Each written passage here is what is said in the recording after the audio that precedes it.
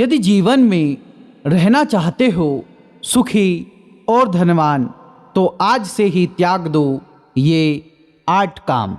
आइए बंधुओं, आज की इस कहानी में हम जानेंगे कि सुखी और धनवान रहने के लिए हमें क्या करना चाहिए। चलिए इस कहानी के माध्यम से हम समझते हैं। किसी नगर में एक गरीब पति और पत्नी रहते थे। पति बाहर मजदूरी करके अपने घर का लालन पालन करता था। एक दिन 3 साधु महात्मा उस नगर में आए।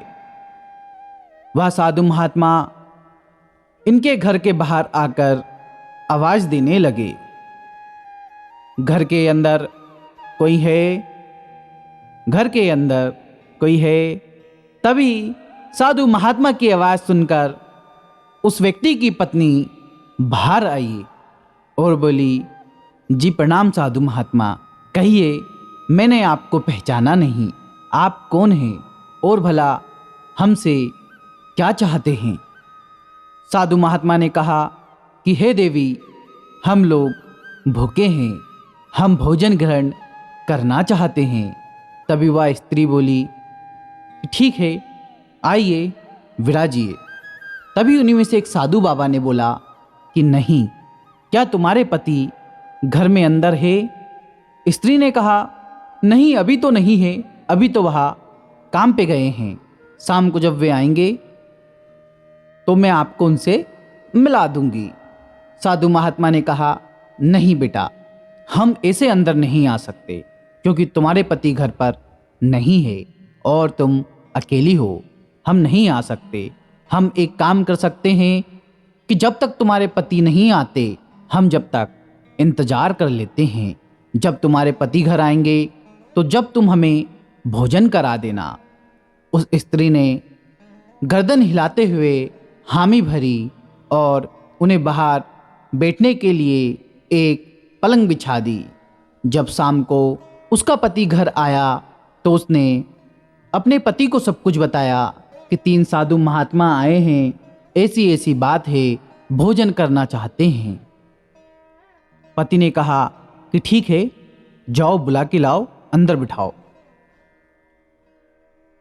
यह उन साधु महात्मा को बुलाने के लिए गई और कहा कि चलिए प्रभु, मेरे पतिदेव आ गए हैं, आप तीनों अब अंदर चलिए।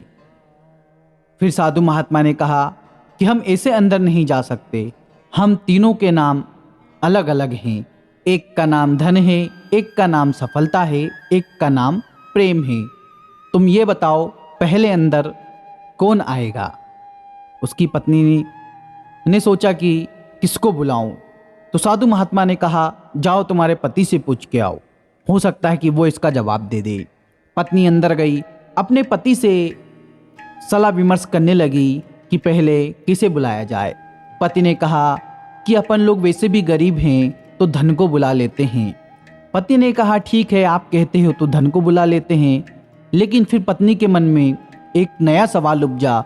उसने कहा, क्यों ना हम सफलता को बुला लें, क्योंकि सफलता यदि हमारे पास आ गई तो हम जो चाहेंगे वो हमको मिल जाएगा। पति ने कहा, ठीक है, लेकिन सफलता को हम बुला तो लेंगे, लेकिन किसी भी कार्य को करने के लिए हमको परिश्रम करना पड़ेगा। और परिश्रम क्यों करे, जब धन मिल रहा है तो परिश्रम करके धन क्यों कमाए। उससे अच्छा है कि हम धन को ही अपने पास बुला ले। दोनों की हामी हो गई। पत्नी बाहर बुलाने गई और पत्नी ने कहा कि आप दोनों में से, यानी कि सफलता और धन में कौन पहले अंदर आना चाहता है, वो अंदर आ जाए। साधु महात्मा यह सुनकर वहाँ से जाने लगे। तभी वह महिला बोली कि हे महात्मा, रुकिए, आप जा क्यों रहे हैं? तभी महात्मा ने कहा कि हे देवी, हम बारी बारी से हर घर जाते हैं। जो भी व्यक्ति सफलता या धन में से एक को अंदर आने के लिए कहता है, हम उसके घर पे रुकते नहीं हैं, क्योंकि जो भी प्रेम को बुलाएगा हम दौड़े दौड़े चले आएंगे।